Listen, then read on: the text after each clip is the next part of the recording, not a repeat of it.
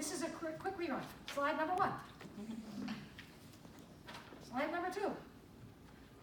Can you guys see it? Yeah. Oh. Slide number 3.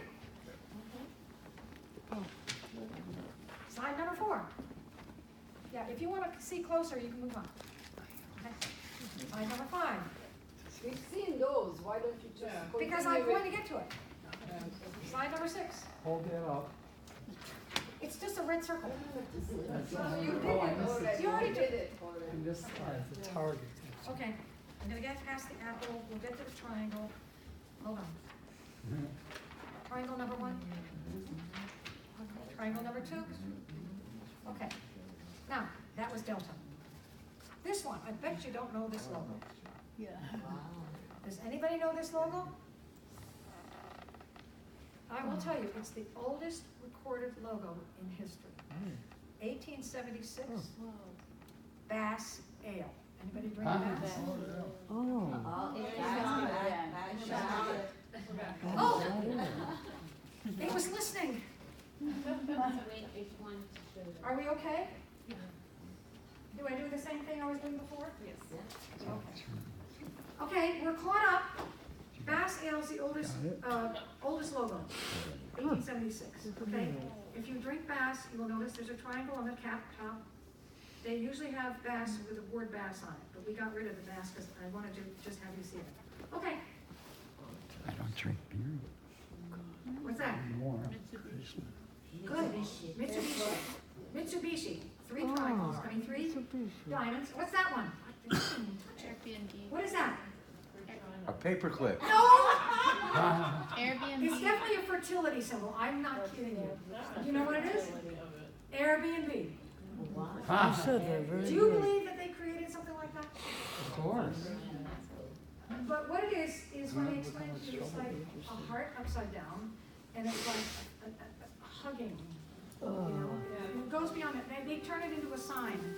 But I'm trying to get you to look at this archetypally, which is really interesting. Okay, next one. What's that? Google Drive. Yes, who said that? It's It's Google Drive. Do you know what Google Drive is?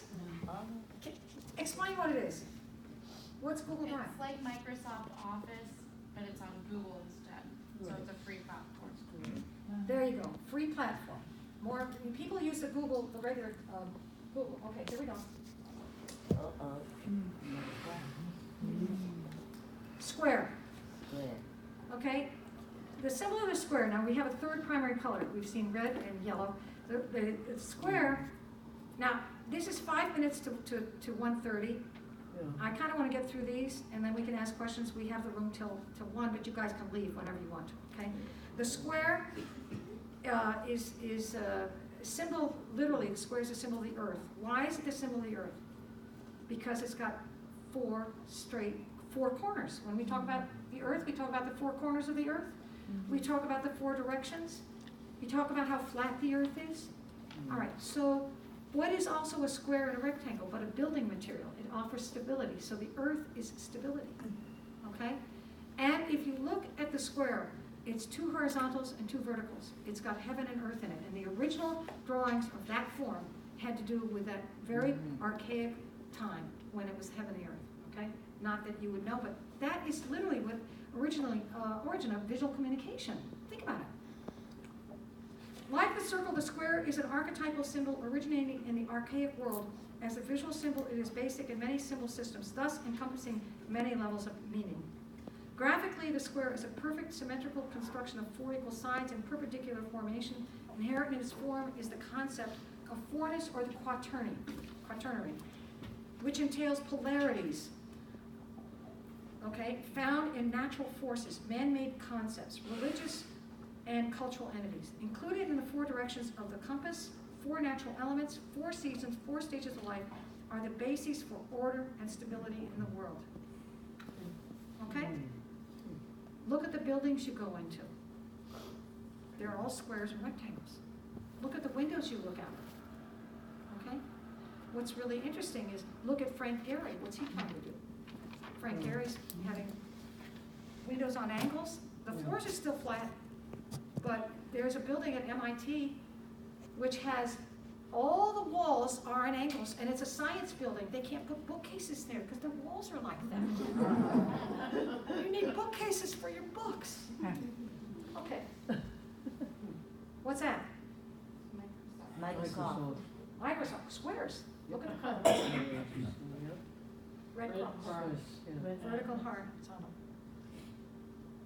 Okay, this is, now the next section is logos that, I'm not gonna read from here, that have combined, there's more than one idea, circle and square or circle and circle, and they are logos, okay? Oh, Adobe. Adobe, right, look at it, it's a triangle and a square. Oops, wait a minute, is that the second one? Oh, no, don't do that. Okay, next one. Toyota. Now, here's, oh shoot, I didn't touch that. This is very sensitive. The Toyota is interesting because it looks three-dimensional, okay? If you think about it three-dimensionally, and think about it as a company, it literally is it's international cross-cultural company. Very interesting, okay? Nobody knows that one, right? Nobody knows. You all drink coffee, right? So here's the problem with coffee and Starbucks, okay? Starbucks used to say Starbucks around it, okay? This logo is based on a myth, story of Odysseus, and the sirens, the islands, they seduce you into the island and they kill them. They kill them all, right? Once you get on the island, all these beautiful women kill as they're singing, oh.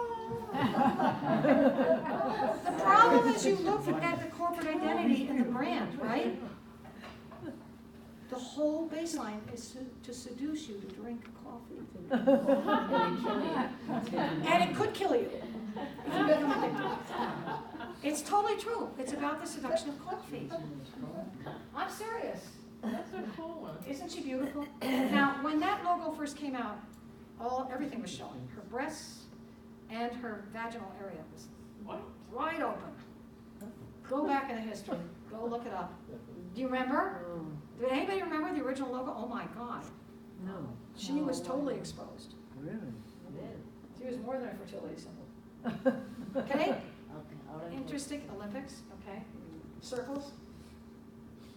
Chase. Chase Bank. Notice when you look at banks, bank logos, they're all very strong. They're like marks. This one's like a safe. But if you look at it, you've got the circle and the square within the square. There's a whole bunch of stuff in this, which I'm not going to go into because it gets pretty deep. Nike. Now this one I put in because it's universal, not because it's a circle, square, or triangle, but it has a triangularity to it. And if you think of this Nike of Samothrace, the Winged Victory, that's really where that originally idea came from. That's why no one's wearing Nikes. I find that really fascinating. Back to square one.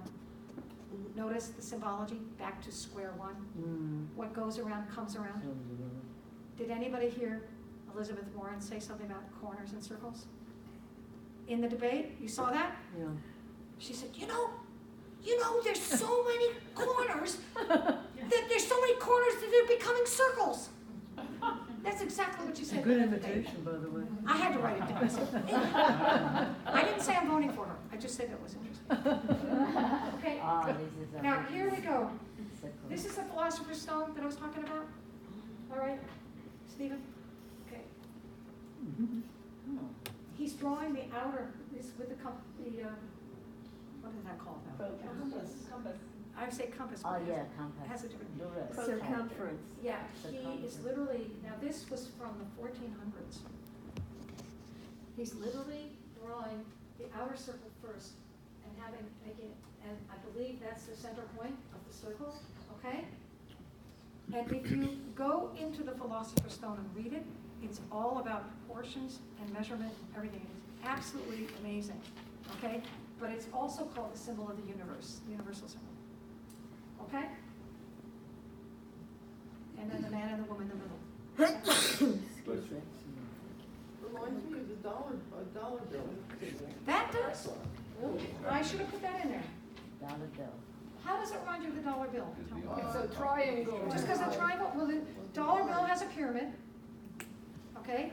What's at the top of the pyramid? An eye. The eye is the all-seeing, all-knowing eye of God. And really, it speaks to the time when that pyramid is trying to find one god as opposed to get rid of the many gods and goddesses. It's a whole, if you go into Egyptian history, that's what you'll find. Yes, sir? And I believe that God concept is geometry and the symbol of the Masons. Oh, are you a Mason or something? No, No, but it's That's very- a second reference to that.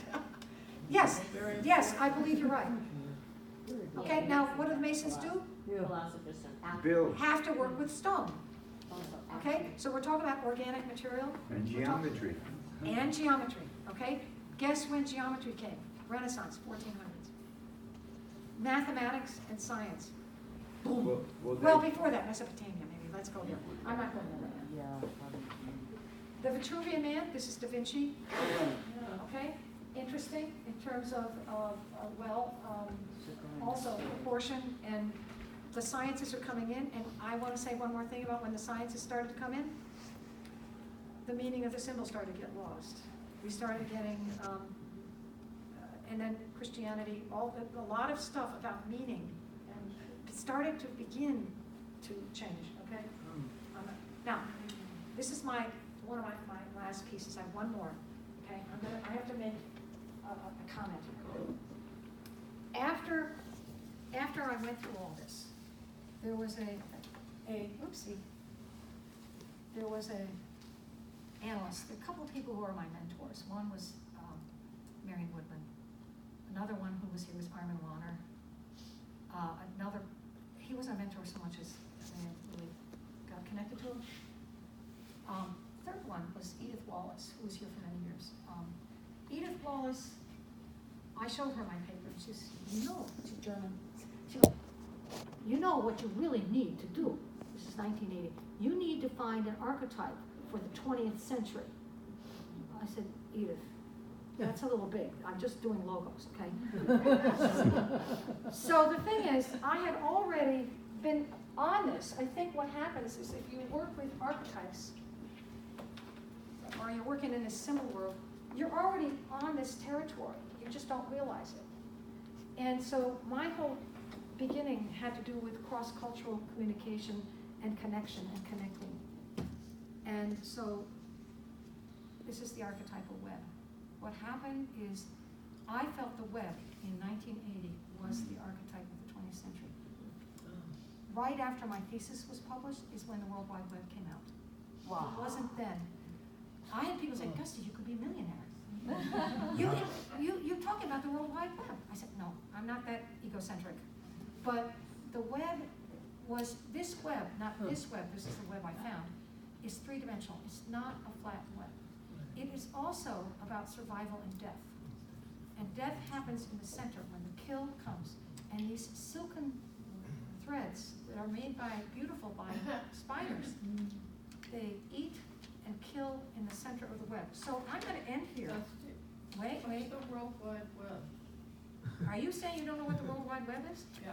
It's the computer world, the cyberspace. Internet. It's the internet. People down here. The internet, www. www, when you go on your Oh, computer. I hate computers, yeah. Well, Diane, you use computers all the I time. know, I don't really pay attention. Well, it's been out for about 40 years. I do it, I Just- don't What pay were you attention. doing the last 40 years? Okay, well, everybody else knows, does anybody not know what the World Wide Web is? I mean, I'm not really putting you down, I'm just saying, it's literally a phenomenon that's what changed the world, period. And I'm sitting there mucking around in it unconsciously. No, don't ask a question yet, okay? I have to finish because it's 25 up. I'm gonna read my poems on the web. I have one more slide, do you mind? One more. One more. Then you can go home. Okay, this is a poem I wrote. They are poems, they're just basically poems. December 31st, 1983. They're poems on the web, because I did write something. It's called Eat Up Your Own Tangle, Digested. Birth to new form, new webs from the gut, the cycle again. That's the end of that one. Okay? December 5th, 1984. Poems on the web. Thoughts on webs. Intertwine. Networking. This is before networking. This is before connecting, okay? I'm just gonna say, you know, I think all of us have this in our bodies somewhere. Thoughts on what? Intertwine, networking, integrate, cross-cultural, cross-pollination, stuck in a tangle, connections, lace work and patterns, a random crisscross, knots and jumbles, grids, gridlock, evolving 3D or 2D finery, lines, bars, and spheres, round and round, up and down, in and out, thick and thin, computers, graphics in concept, graphics concrete, spinning silk, strung out from here to there, strung out from here to there, mazes, spiders are artists, bridges, point A to point B. One more image and then I'm done. Before you go to the next one, just want to say about shamanism and then Oh, yeah, please do. about being on the web, you know, different parts of the web, you know, that you can have different perceptions from. Absolutely. Are you wanna go beyond that? No, you. Okay, Yeah, no, I don't want to right now. Oh, That could be a whole other thesis, you know what I mean? Okay. Okay, anybody know what this is? Anybody know what this is? Anybody? Ami, you know what it is. Yeah. Karen? Anybody who works here, huh? I can't hear you. It's this place, right? It's Symbol for here. the symbol for this place, the unit. It's on the building outside. It's on the stationery. On a stationery. So I think what's really interesting, I think this is beautiful. No one's ever talked about this logo. No. This is its identity. And Feels like mother and child somehow. Yeah, It's that a child, plant, men it's and sort of women. pregnant. what do you think it is? What does it look like? Yin yang. Masculine Definitely and no. feminine. Yin and yang. I have one more thing, and then we close, we're stopped. It looks like a yin yang, right? Okay, so here we go. That's our end, and I have yin yang cookies here for you.